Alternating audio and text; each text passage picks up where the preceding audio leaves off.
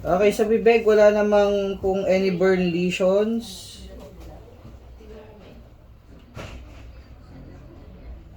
Medyo may pagka-pale siya ng konti, medyo maputla.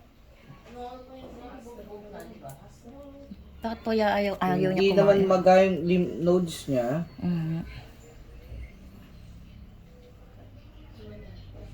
Hindi naman siya pale. Tayo mo.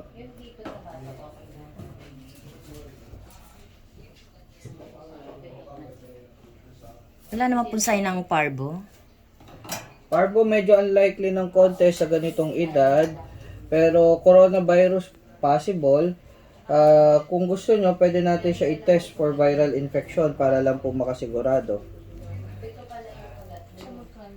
Nasa 850 yun. 850 po. Sige po, para malaman po namin yung ano.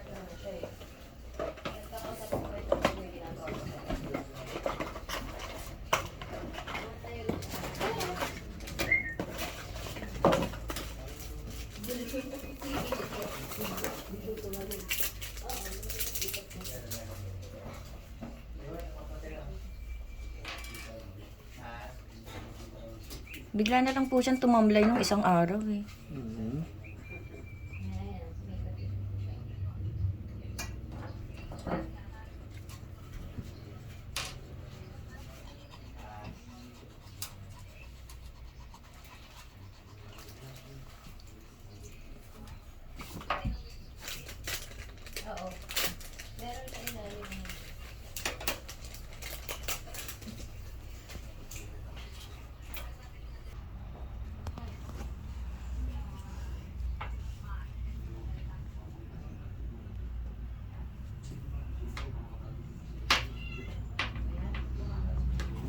Try natin 5 to 10 minutes. Sige po.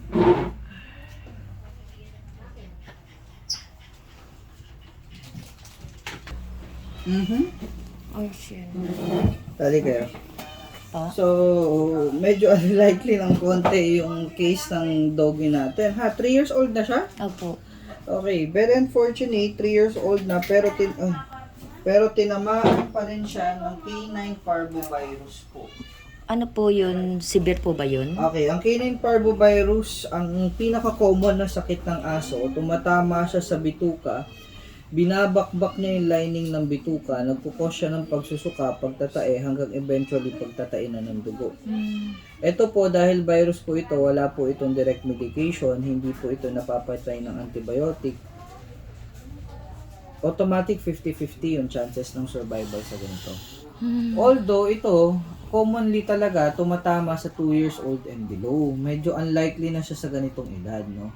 So dahil dun sa factor na yon, medyo tumataas naman yung chances ng survival given na medyo adult na yung dog. Pero nonetheless, dahil virus pa rin po ito, taas pa rin yung mortality rate, no? Taas pa rin yung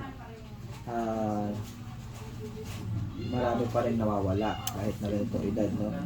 Ngayon, ang ginagawa dito is yung tinatawag na symptomatic approach. Dahil nga wala siyang direct medication, ang ginagamot is yung mga simptomas na lumalabas. And then, ina-avoid yung secondary infection. So, ibig sabihin, ang gagamutin natin yung pagsusuka, yung pagtatae niya, yung hydration niya, and then yung pagkakaroon ng secondary bacterial infection. So, may dalawa po kayong option na pwede natin gawin dito. Una, pwede siya ma-confine, maswaruhan, maiwan dito sa clinic. Yung second option naman po, re-resetahan ng gamot, tsatsagain nyo sa bahay. Kung ano po yung the best do? The best is ma-confine po siya, maswaruhan, maiwan sa clinic. Opo. Pa-prepare pa iswero people, 10 cage. Magkano po ang per day niya? 1-2 first day, succeeding day 1,000. Wait lang po.